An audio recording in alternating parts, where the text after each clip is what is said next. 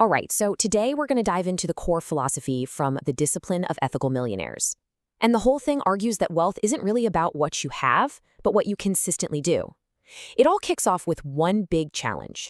So the whole idea starts with this really provocative statement. It's not about changing who you are deep down, but it's all about changing your daily actions.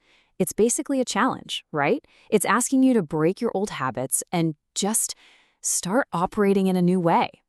So what is this mindset we're supposed to be leaving behind? Okay, first things first, we got to understand what the source calls the average mindset. Think of it like the default setting for most of us. It's a specific set of behaviors that leads to a very predictable and honestly often shaky outcome. And the biggest trap in this whole mindset, it's the chase for what feels comfortable. I mean, does any of this ring a bell? The average approach is all about avoidance and appearances. It's that whole I'll look at my bank account later thing, skipping the tough stuff. It's letting your spending creep up and get ahead of what you're actually earning. And here's the big one. It's mistaking the symbols of success, that fancy watch or car, for actual financial health. And all those little habits? Well, they lead straight to this hard truth. Chasing what's comfortable, not wanting to look at the numbers, wanting that new thing right now, is a direct path away from real security. They don't mix. So if being comfortable is the trap, how in the world do you get out of it? Well, that key is pretty much the engine driving this entire philosophy.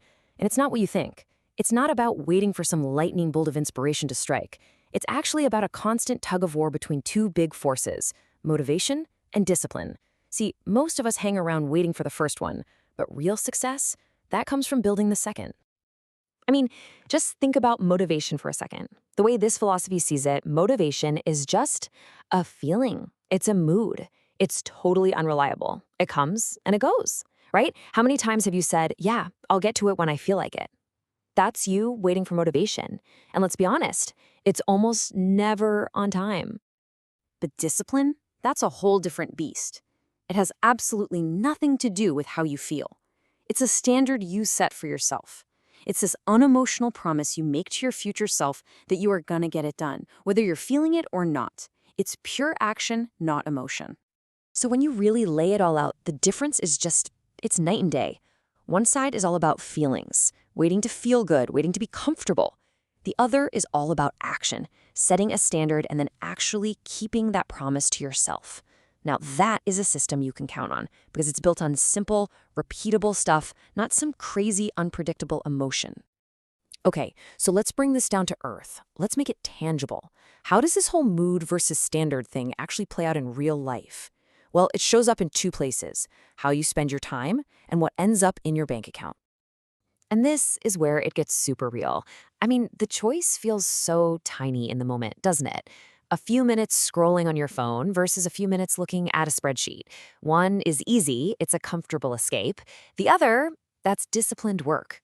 But here's the kicker. You compound that one little choice day after day, and you end up in two totally different financial worlds.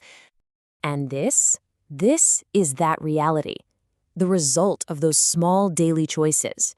See, one path leads you to accounts that are just full of liabilities. We're talking things that are constantly pulling money out of your pocket, like a huge car loan. The other path, the disciplined one, that leads you to accounts filled with assets, things that actually put money in your pocket, like stocks or real estate. Let me tell you a quick story, right? You buy something expensive. Maybe it's a designer shirt, a new phone. The motivation is through the roof. It feels amazing, like you've earned it. You feel successful. But that feeling, it's got a shelf life. It feels great until what shows up? The credit card bill. And just like that, poof, that awesome feeling is gone. And it's replaced by the cold, hard reality of having to pay for it. See? That short-term high you got from motivation, it just created a long-term financial headache. It's the classic trap of acting on a feeling instead of a solid plan. And this is really the punchline of that whole story. Real, lasting results, the kind that build actual wealth, they're never built on the shaky ground of your feelings. No way. They're built on the solid bedrock of repetition. It's the boring, unsexy act of just keeping your promise to yourself day in and day out. Now, getting this right requires a pretty deep psychological shift. It means you have to stop trying to impress everybody else and start playing for an internal audience, yourself.